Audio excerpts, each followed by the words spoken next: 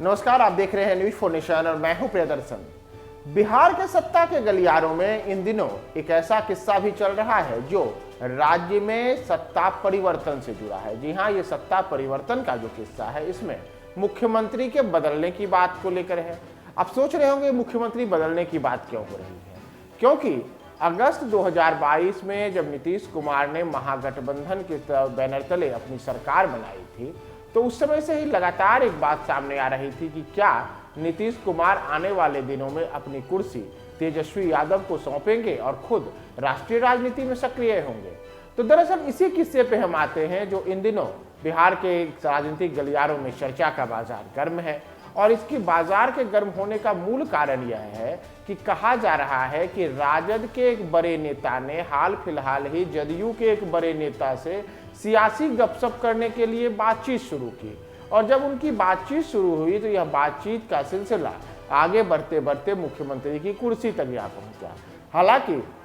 दोनों जो बड़े नेता हैं जदयू के और राजद के, उन दोनों के नामों को लेकर के किसी प्रकार की सार्वजनिक करने की बात सामने नहीं आ रही है, यानी कि दोनों ओर से कहा गया है कि हमारे नाम को सार्वजनिक ना करें। लेकिन जो अब उनके बीच से सूत्रों की ओर से जो जानकारियां सामने आई हैं उसमें कहा गया है कि जो राजद के बड़े नेता हैं उन्होंने जदयू के बड़े नेता को भी याद दिलाया कि देखिए हमारी जब सरकार बनी थी, यानी कि महागठबंधन की जब सरकार बनी थी तो क्या करार हुआ था। करार तो यही हुआ था कि नीतीश कुमार राष्ट्रीय राजनीति में सक्रिय होंगे और तेजस्वी यादव को बिहार में सत्ता की कुछ चाबी मिल जाएगी, यानी कि कुर्सी पर वो बैठ जाएंगे। लालू यादव ने भी इसके लिए नीतीश कुमार से बात की थी। तो अब आखिर देर क्यों हो रही है, और इसी को लेकर के तेजस्वी यादव जो हैं वो लगातार, जैसे बिहार में मुख्यमंत्री जब से बने हैं तो उप मुख्यमंत्री बनने के बाद से ही लगातार विभिन्न विभागों में सक्रिय हैं और अपनी अहम जो कार्यकुशलता है उसे साबित भी कर रहे हैं। तो अब उन्हें मुख्यमंत्री पद की कुर्सी सौंप देनी चाहिए और नीतीश कुमार को राष्ट्रीय राजनीति में सक्रिय हो जाना चाहिए। कहा जा रहा है कि राजद के एक बड़े नेता के इस बयान के बाद जो बातचीत शुरू हुई थी उसके बाद जदयू के उस बड़े नेता ने भी साफ साफ कर दिया कि नहीं, जब तक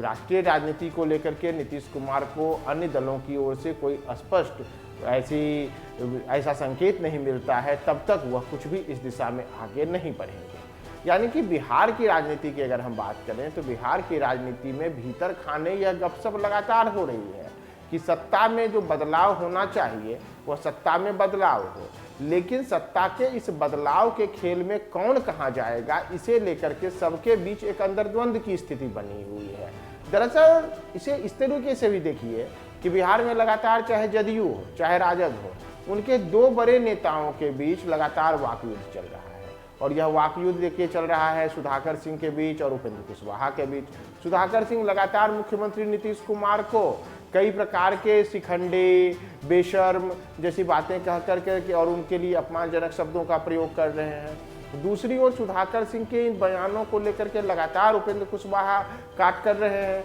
लगातार वह इस पर आपत्ति जता रहे हैं, लगातार वह कह रहे हैं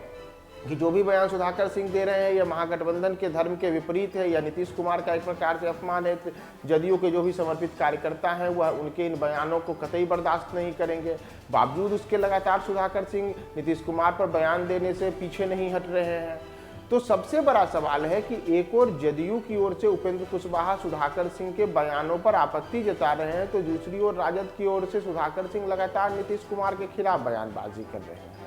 यहाँ तक कि नीतीश कुमार की नीतियों को गलत ठहरा रहे हैं। तो इन दोनों नेताओं के बीच जो लगातार एक दूसरे पर आरोप प्रत्यारोप और तीखी बयानबाजी, टीका टिप्पणियां हो रही हैं, तो सवाल तो यह भी है कि इनको सह किसका मिला हुआ है, क्योंकि दोनों पार्टी के दो नेता लगातार एक दूसरे के खिलाफ बयानबाजी करें और शीर्ष नेतृत्व चुप्पी साधे रहे, शीर्ष नेतृत्व को इस पर कुछ पता न रहे, तो ये अपने आप में हास्यास्पद स्थिति है। तो यही वजह है कि बिहार में इन दोनों के बीच जो बातचीत हो रही है इसे लेकर के भी कई तरीके की बातें कही जा रही हैं। कहा जा रहा है कि दोनों को अपनी अपनी पार्टी की ओर से सह मिला हुआ है जिस वजह से एक दूसरे के खिलाफ ये लोग बयानबाजी कर रहे हैं। अब जो सामने मैंने आपको बताया कि एक और खबर आ रही है जिसमें कहा गया है कि नेताओं के नाम तो सार्वजनिक न करें, लेकिन यह तय है कि राजद के एक बड़े नेता ने जदयू के एक बड़े नेता से बातचीत की और बातचीत करने में साफ तौर पर कहा कि जी अब ये कुर्सी तो हमारे तेजस्वी यादव के लिए होनी चाहिए, नीतीश जी को इस कुर्सी को छोड़ करके अब तो राष्ट्रीय राजनीति की ओर देखना चाहिए। देखना होगा कि वर्ष 2024 के लोकसभा के चुनावों के लिए नीतीश कुमार क्या सच में राष्ट्रीय राजनीति में अब आगे आते हैं, या फिर वह बिहार के मुख्यमंत्री पद पर ही बने रह करके फिलहाल तेजस्वी यादव के लिए सत्ता की जो कुर्सी है वह नहीं छोड़ते और उन्हें उप मुख्यमंत्री ही बनाए रखते हैं। क्या होगा, और अगर ऐसा होता है तो बिहार की राजनीति पर फिर आगे आने वाले दिनों में इसका क्या असर पड़ेगा। हम तमाम राजनीति के भीतर खाने की खबरों के साथ और किनके बीच क्या बातचीत चल रही है वह आप तक पहुंचाएंगे। आप हमारे साथ बने रहे न्यूज़ 4 नेशन।